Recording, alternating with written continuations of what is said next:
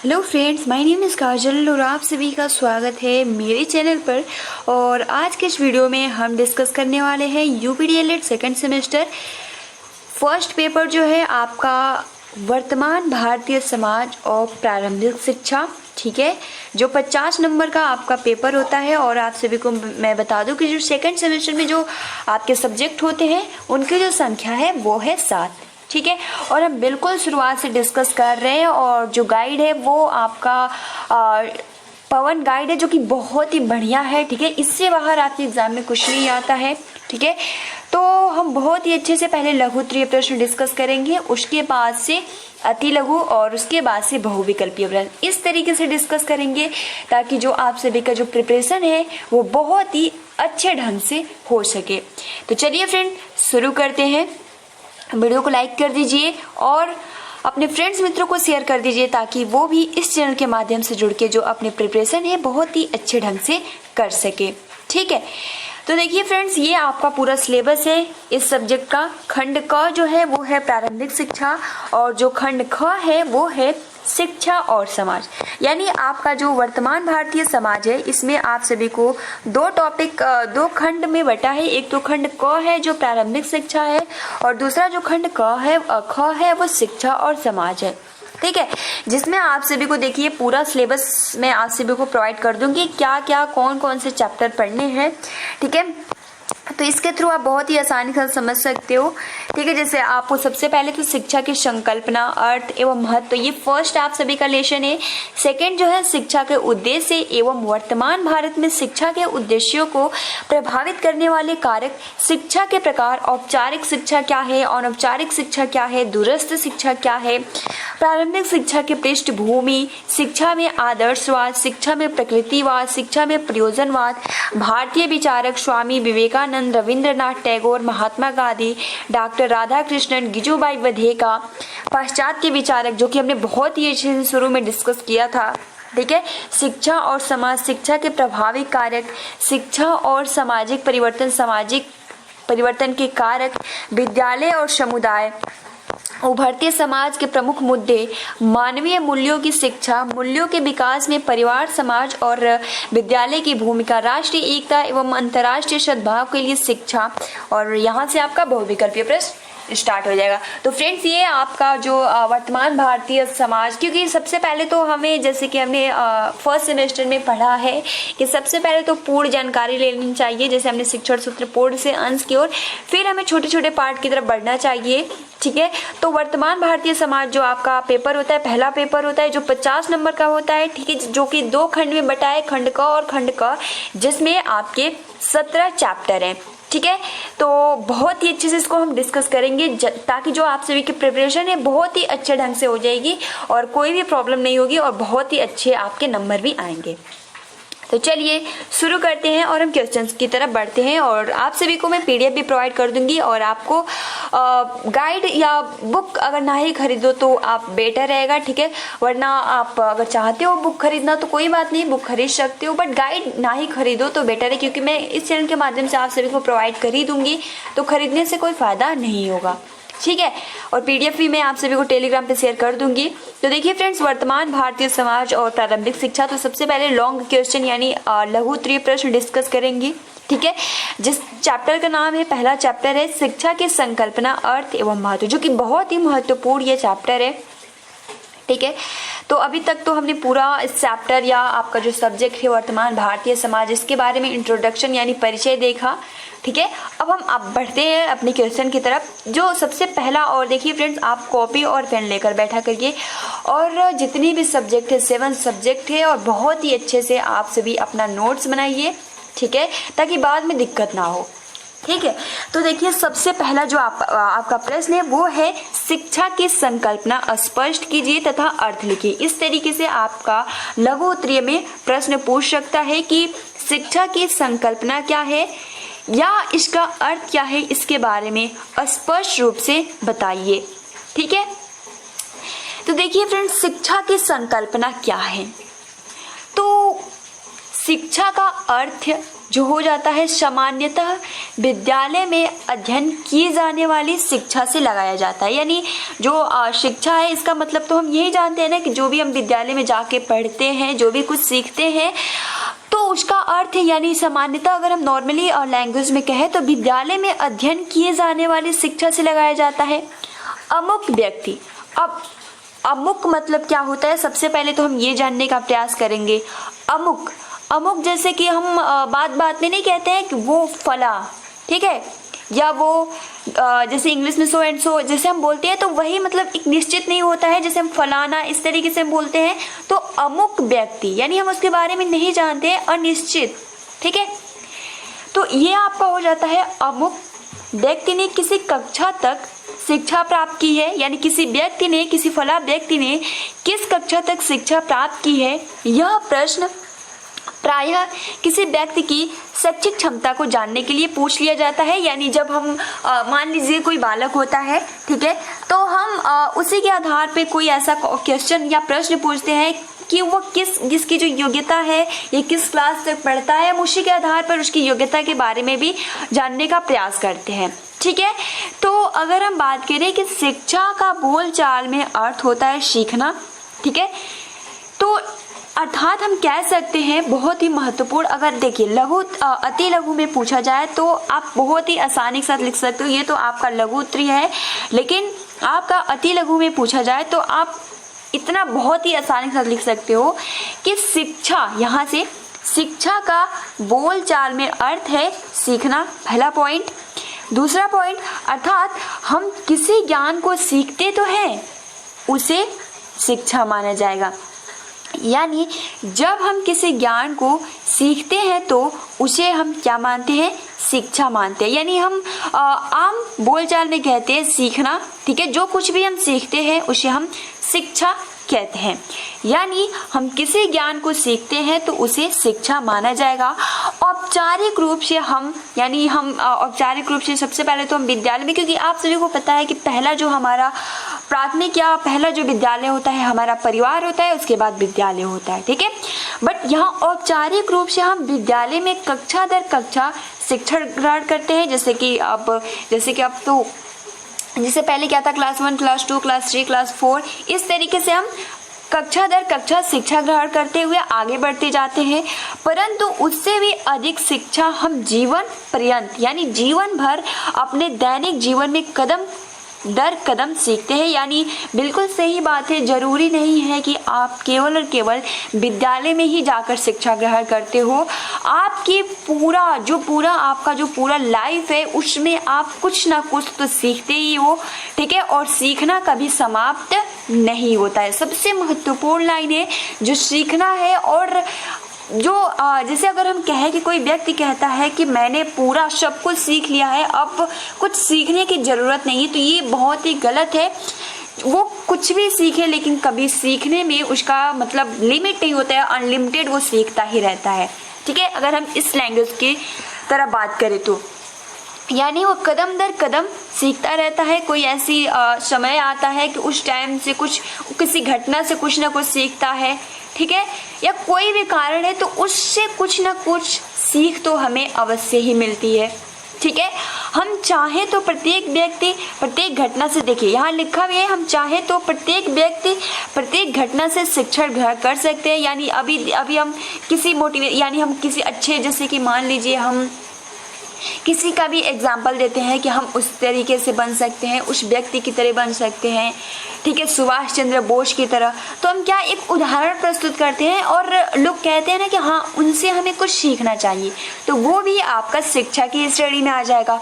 जब कोई घटना होता है, जैसे कि अभी हम बात करें कि अभी जैसे कि आप सभी को पता है कि पूरे विश्व भर में कोरोना महामारी वायरस जैसे फैल रहा है, तो इस तो हम अब इतिहास ये बन चुका है। अब जैसे कि इतिहास बनता चलता आ रहा है, तो ये भी क्या है, एक इतिहास है। और लोग अब बाद में जानेंगे कि हाँ एक कोरोना वैश्विक महामारी आया था जो कि लॉकडाउन हो गया था, और इससे हम कुछ ना कुछ सीख मिलता है कि हम घर में रहें और घर से भी हम काम कर सकते हैं, ठीक है। तो इससे कुछ हमें प्रेरणा जरूर मिलती है, ठीक है। और शिक्षा कभी भी पूर्ण नहीं होती है। जैसे अगर देखिए यहाँ क्या कहा जा रहा है, कोई व्यक्ति यदि यह कहता है कि उसने शिक्षा पूर्ण कर ली है तो वह स्वयं को झुठला रहा है, ठीक है, और सामने वाले को भी गुमराह कर रहा है। और शिक्षा व्यक्ति जन्म से प्राप्त करने लगता है और वह अपने जीवन की अंतिम श्वास तक ग्रहण करता है।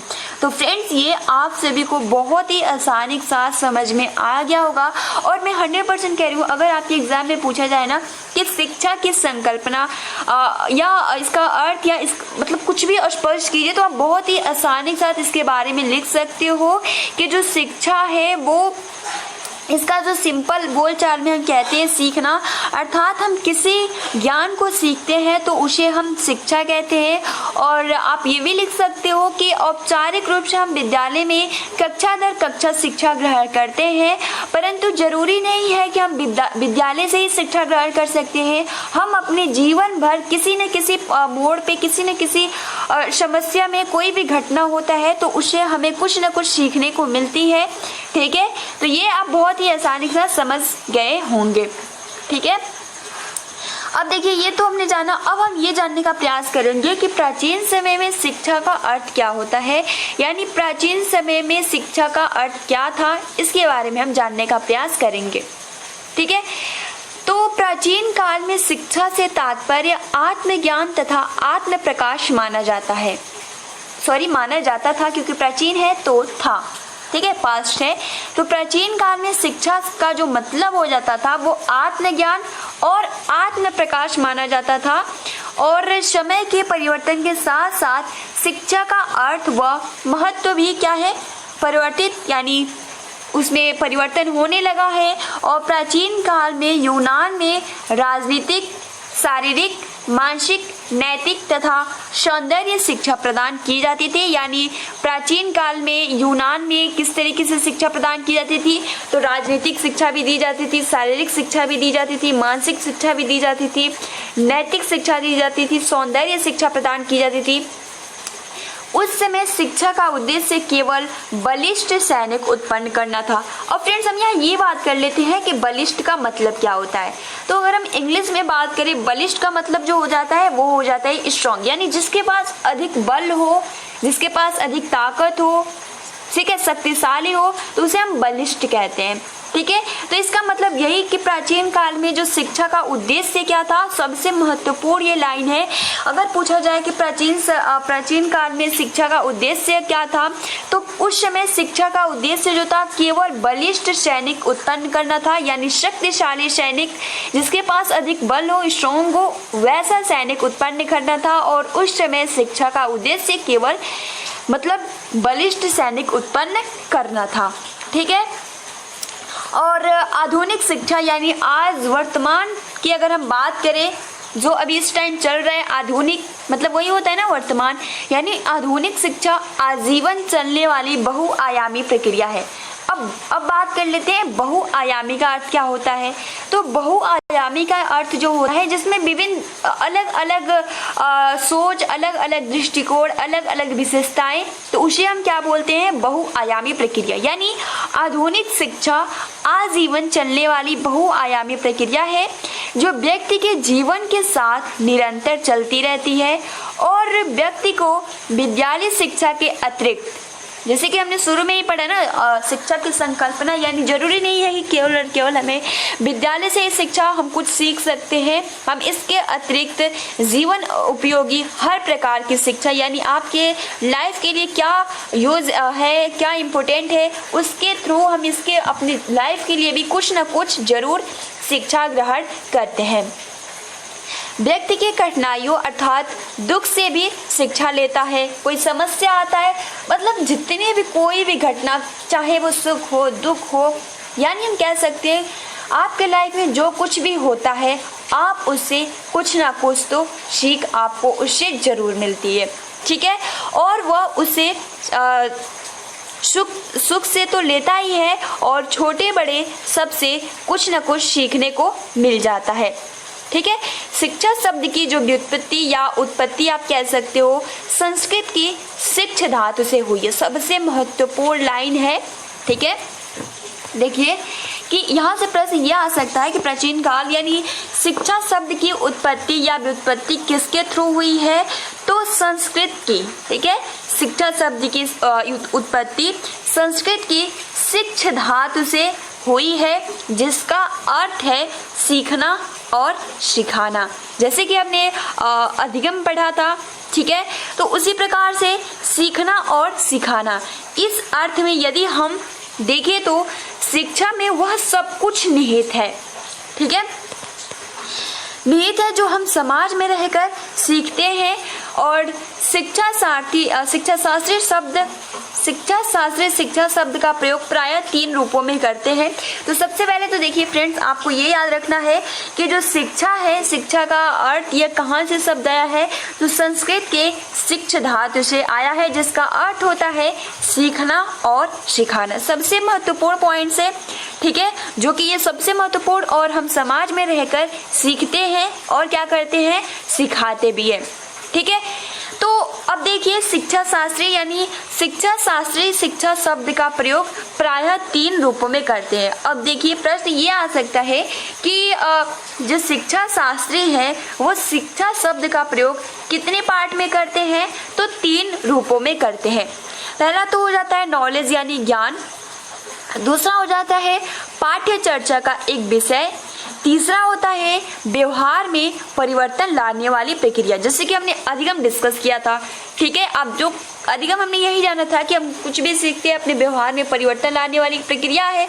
तो देखिए शिक्षा शास्त्री के अनुसार शिक्षा शब्द का प्रयोग 3 रूपों में किया जाता है, जिसमें ज्ञान आता है, पाठ्य चर्चा का एक विषय आता है, व्यवहार में परिवर्तन लाने वाली प्रक्रिया। ये 3 बहुत ही महत्वपूर्ण है और आप इसको अच्छे से याद कर लीजिएगा। यही बहुविकल्पीय प्रश्न में पूछ लिया जाता है। ठीक है, अगर आप अति लघु उत्तरीय बहुत ही अच्छे से क्लियर कर लेते हो तो फिर आपको अति लघु या फिर लघु उत्तरीय में कोई भी प्रॉब्लम नहीं होता है। ठीक है, तो ये क्लियर हो गया। शिक्षा शास्त्री शिक्षा शब्द का प्रयोग 3 रूपों में करती है, जिसका एक होता है ज्ञान, दूसरा होता है पाठ्य चर्चा का एक विषय और तीसरा होता है व्यवहार में परिवर्तन लाने वाली प्रक्रिया। यानी हम सब कुछ भी सीख के हम अपने जो हमारा बिहेवियर है हम उसमें चेंजेस ला सकते हैं। वास्तव में देखा जाए तो शिक्षा का तीसरा अर्थ अधिक उचित प्रतीत होता है, जैसे कि तीसरा क्या है आपका, व्यवहार में परिवर्तन लाने वाली प्रक्रिया। समाज में रहकर व्यक्ति जो कुछ भी सीखता है उसी के परिणाम स्वरूप वो स्वयं को पार्श्विक प्रवृत्तियों में ऊंचा उठाता है, यानी उसी के अनुसार वो अपने आप को समाज में ढालता है, वैसा वो बनाने का प्रयास करता है और सभ्य एवं सामाजिक प्राणी बनने की इच्छा रखता है।